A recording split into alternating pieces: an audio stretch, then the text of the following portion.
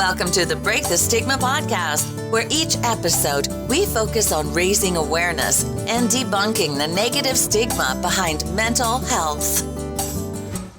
Hey guys, I'm Angel. I'm Kiana. And this is the Break the Stigma podcast. Woo! I like how we both did this at the same time. Woot woot. Raise the roof. Is that what they say? Yeah, I guess that's what they say, or like what they said like 20 years ago. 20 years ago. Back when we were youngins. Oh, we were alive 20 years ago. That's crazy to think about, that we were alive 2 decades ago. I know. I was one, but like still, I was fucking there. Yeah, I was there.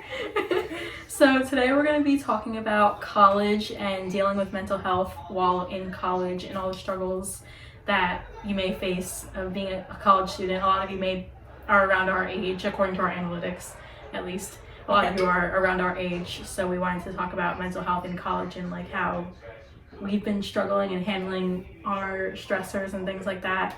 And hopefully we can help you guys handle your stressors as well. Yes. So our first topic is balancing treatment and school, whether that be you're in an actual treatment facility or if you're in therapy, things like that. So Kiana, you want to talk about how you were able to balance start with therapy, like your therapy in school?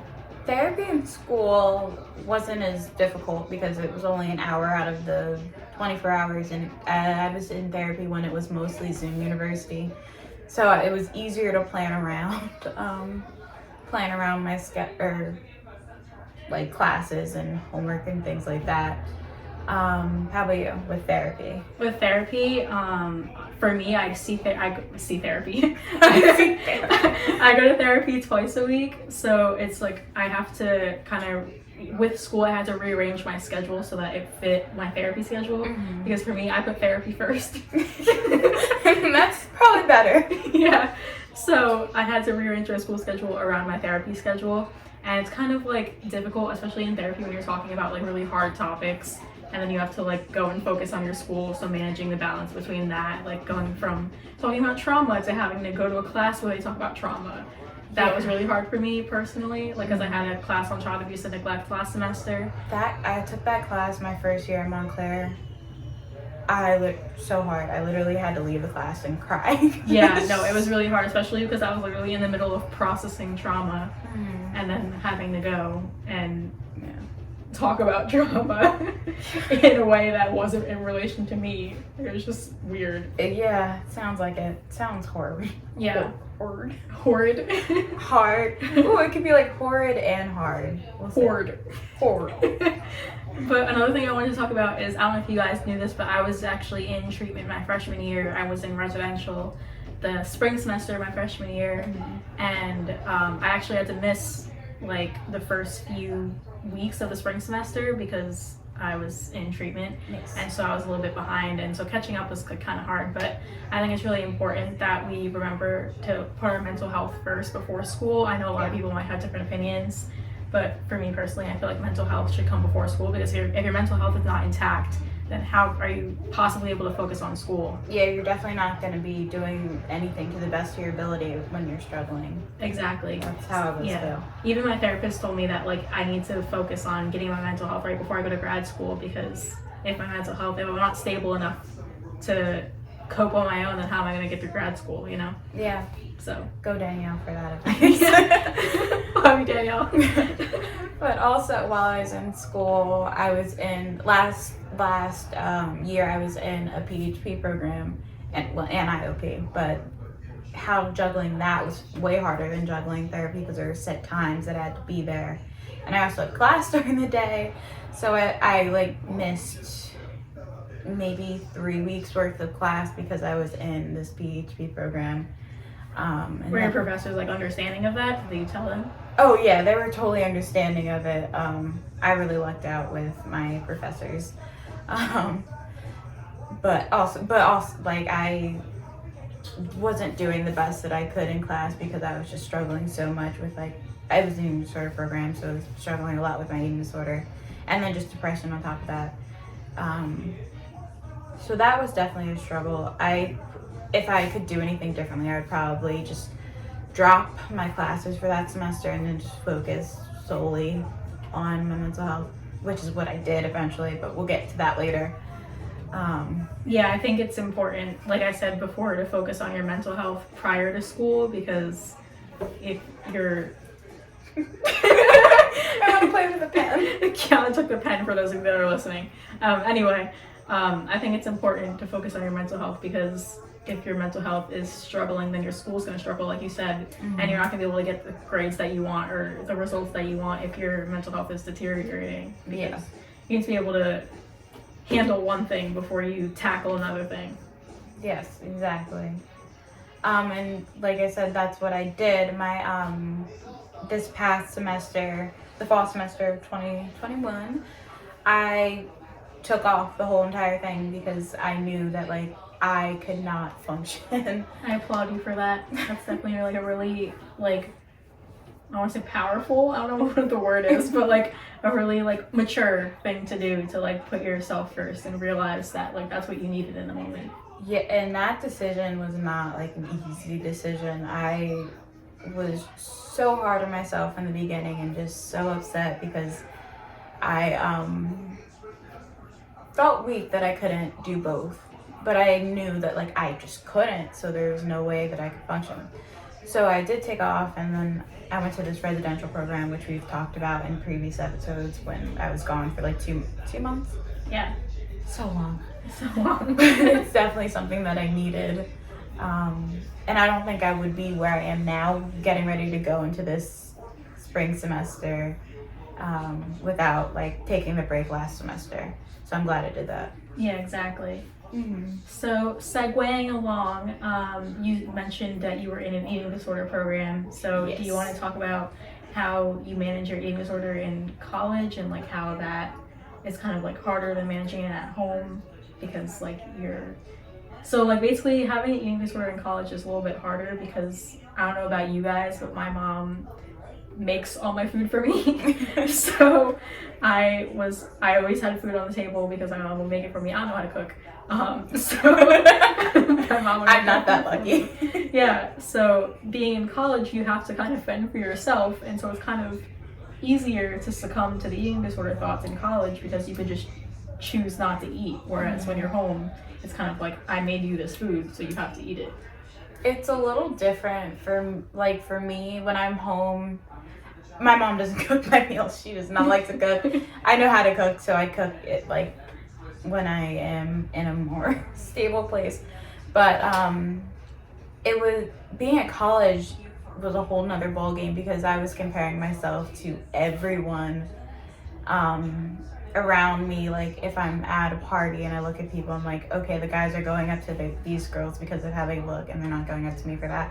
So that was one piece, and then the extra stress that comes with school really played an impact on like how my eating disorder went. I would use my eating disorder to cope with like not doing as well as I wanted on the test or just anything like that. So I didn't have to like go grocery shopping. My mom did go grocery shopping, so I didn't have to go grocery shopping when I was there. So it was easier to, or I had to go grocery shopping while I'm at school, and it was easier to say no, I won't do it because I didn't have to.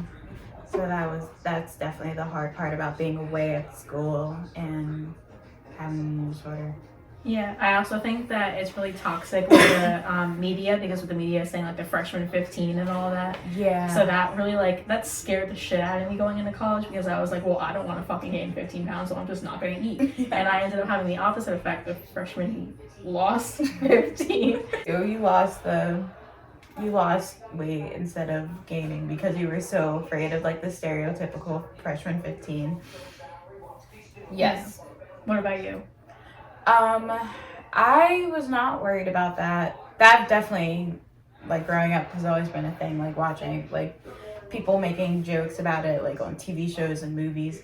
I wasn't worried about gaining weight because I was still very in my eating disorder, so I knew that I wasn't. So that did not play as big of a role. Gotcha. Yeah. So now that we talked about like the eating disorder, even though there's like definitely more mental health issues that people can struggle with while in school. We're gonna talk about like how the depression side of it plays a part in school and keeping to schedules and doing homework and all these things. So how was it with school, like studying and keeping schedules and everything that plays a part in being a good student? So for me, honestly, like my entire life, we're gonna get into this topic a little bit later, but my entire life I've been pressured by like family to get like straight A's and B's and be like, because I was always an honors student, so it was always, the pressure was always put on me to be an honors student, and so I ended up putting that pressure on myself, and it caused me to be like really hard on myself and get like deeper into my depression because I was just being so hard on myself. And I was focusing so much on my school that I would forget to do things like take care of myself, like shower and brush my teeth and eat and do all those like normal taking care of yourself things, because I was focusing so hard on my schoolwork that I was like neglecting taking care of myself. And I think that was really hard for me. Well, yeah, I can understand what you're saying. Like, you were putting so much pressure on yourself that everything else in your life just didn't matter because the goal was to be the best student you could be. Yeah. That makes sense. For me, it's a little different. Like, I didn't have all the, like, this pressure. Growing up, up to a certain grade, like 6th grade, I was not the best student. I didn't really care about school, but due to that, I was bullied for just not being smart, which I was. I just didn't apply myself. So 6th grade, that's when I really started trying, and that's when all the pressure for school, making sure that I got the best grades started. So I was always an honor roll student until college. It was definitely harder. So I would become more discouraged. Like, I wouldn't even try as hard because it was hard, and I think my depression played a role. Like, I would just lay in bed instead of doing my schoolwork, instead of going to class, instead of like studying. So it was like an opposite effect for both of us, because you Yeah. were like not doing your schoolwork when I was like putting too much pressure on doing my schoolwork. Yeah. So it's like not weird, it's like cool how depression plays like such opposite roles in like people's lives. I think it's like interesting because you had like such a different experience than I did. Like, you were laying in bed while I was like beating myself up to finish an assignment on time. Yeah, literally, you took 6 classes. I still don't know, like, how people do that. And I'm like, my depression's much better. I still could not do that. I actually started some online classes yesterday, and I felt that wave of like sadness, like deep sadness come because of like, okay, I actually have to start school again, and this is hard, and I haven't done this in a while, and just all these like negative, like, okay, what if I can't do it? And sometimes those thoughts make you want to stop doing anything. But I definitely, the thing that shows me that I've grown is I like pushed through those thoughts and really buckled down and really got things done. So I'm proud of myself for that. Yeah, and it can be really discouraging when like you've been gone from something for so long, and then to try and get back into the groove of it again, and like you have to get back into the set schedule, but like you haven't done that in so long because you were focusing on yourself, and now you have to like get back into the groove of like, oh, now I have to do school. Yeah. And have to like balance it. It's really hard to balance. I think that's what we're trying to emphasize, is that like balancing having depression and anxiety and eating disorders is really hard when you're in school, because you have to be able to focus on both somehow, some way, even when it's really hard. The good thing is, I think, is that going to therapy and like finding, like asking my therapist, like, what can I do when this happens, or like planning ahead for like the things that could happen, is what I'm gonna do in upcoming therapy sessions. So hopefully that will help with the load, like all the stress and everything. Yeah, there's actually a DBT skill called Cope Ahead. I was thinking about that. I was gonna say Cope Ahead too, and I was like, It's part of ABC Please, isn't it? I think it's a C. Yeah, the C, Cope Ahead. Yeah. Yeah, so there's a DBT skill called ABC Please. If you want to learn more about it, we actually have an entire episode on ABC Please and goal setting. I will link that down below. You can watch it. And Cope Ahead is basically a skill where like you basically like for a stressful situation you cope ahead. Like you think of all the You plan ahead, think Yeah. of all the outcomes of Yeah. like the situation, and like just basically plan out what you would do in each circumstance of the situation. And it's really helpful when you're really anxious about a situation because you have like all the different outcomes that could possibly happen and like ways that you can de-stress around each outcome. Yes. And that is what I'm planning on doing. Using my DB Tizzle skills. DB Tizzle Yeah, that's in the what, hizzle. that's what the cool kids say. The cool kids in therapy. Yeah. But, okay. Yeah, so moving along, we touched on this a little bit, but as we all know, in college, there's a lot of pressure to do well because obviously if you're going to college, you want to eventually get a career started, and you want to do well in college so that you will do well in your career. So there's a lot of pressure that you put on yourself, and for anyone that's like me, you have the stressor and pressure of family that's putting pressure on you as well. So we wanted to talk about like how to cope with that kind of thing. So how do you cope with like putting all the pressure on yourself and like that weight that's on your chest all the time? A really good thing that's been helpful is like my mom and even like a therapist that I had when I was in res is like, do college at your own pace. Like people do get it done in 4 years, but that's not everyone's situation. That's definitely not gonna be my situation. So trying to just tell myself like it's okay that how I envision school to be isn't just it just can't be. Just trying to come at it like myself, like what am I trying to, like being more compassionate to myself instead of like being an asshole.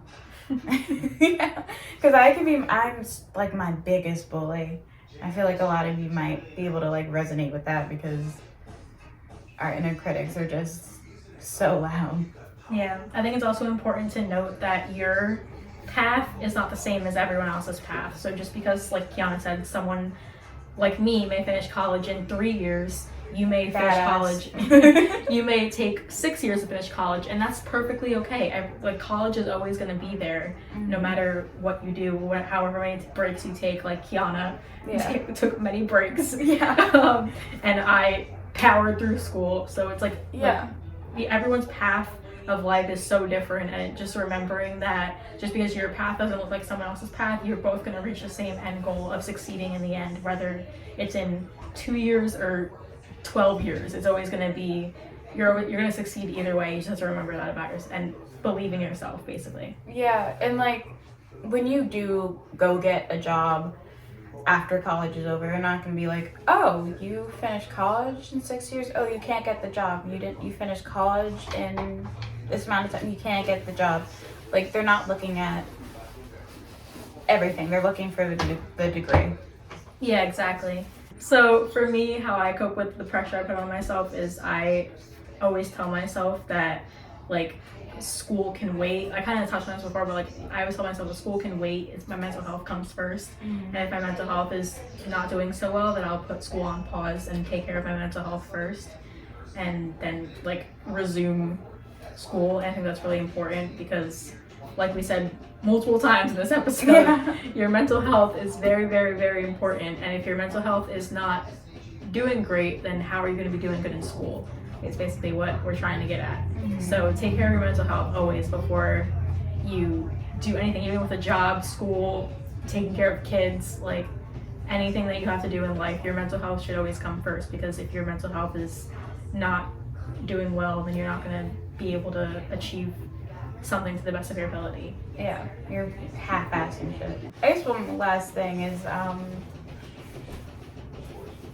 you are the most important person in your life, you know? So you can't let school, college, like the pressure to succeed overtake you, because then you're not living the best of your ability, and then what good is that? Okay, but that's all really for this episode. Yeah, thank you guys so much for watching, and we will see you guys in the next episode. Bye. Bye.